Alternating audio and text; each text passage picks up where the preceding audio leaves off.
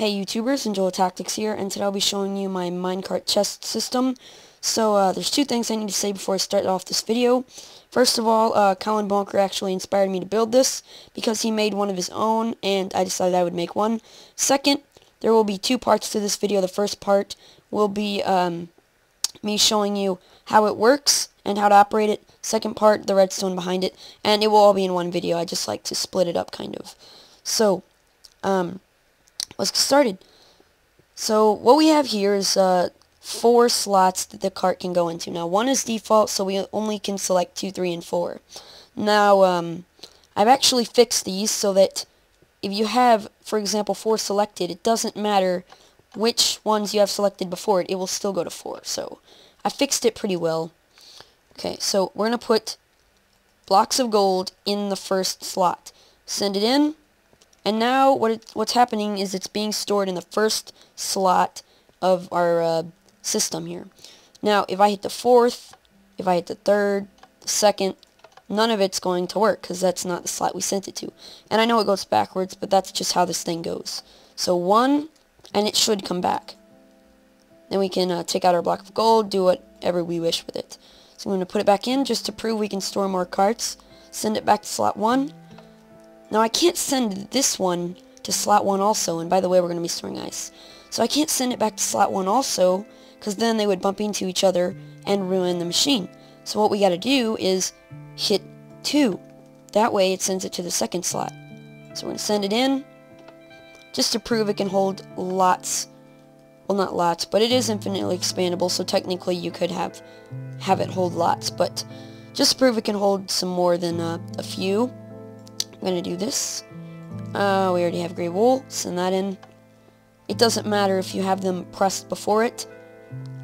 So for example, the 3 and 2 I have pressed won't affect the 4 I have pressed. It's still going to send it to slot 4. So we're going to put smooth sandstone in it. Send that. Okay.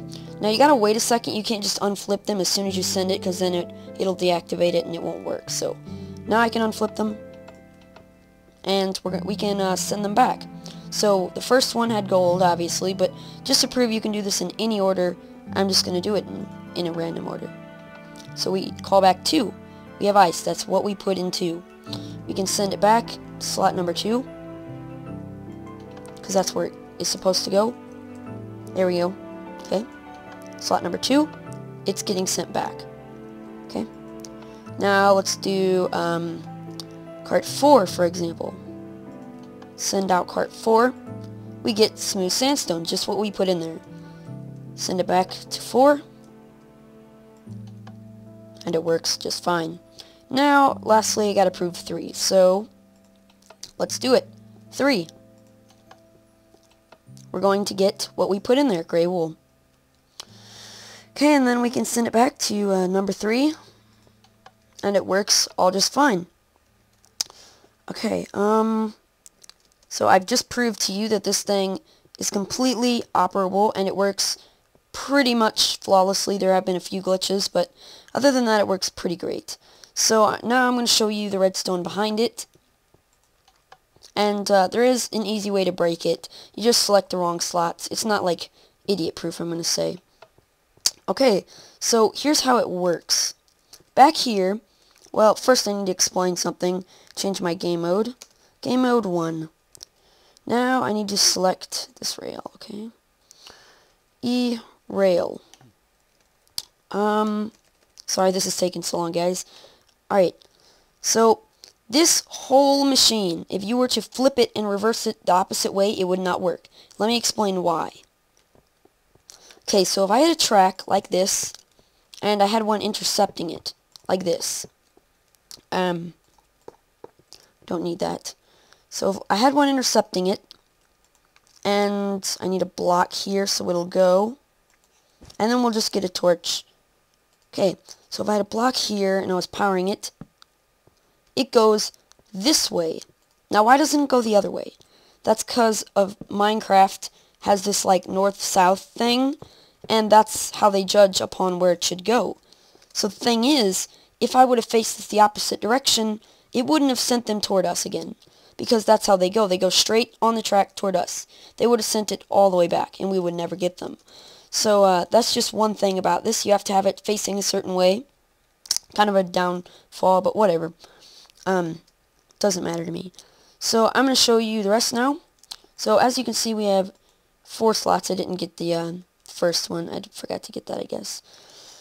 But it would have worked. So what happens is when you press these buttons, it will actually temporarily activate these torches, activating this. And I would have made it closer, but the only way for me to power these tracks without interference with the cart is this way with the torch. So when the track is powered, it's on a slant, and that's how I built it to be. Since it's on a slant, it's going to fall down and go toward us, and then we send it to the back, to the right slot. Now, how does the slots change? So we know how you send them now, but how do the slots change? So when you get a cart, for example, we're going to get cart 4. Oops, what am I doing? We're going to get cart number 4.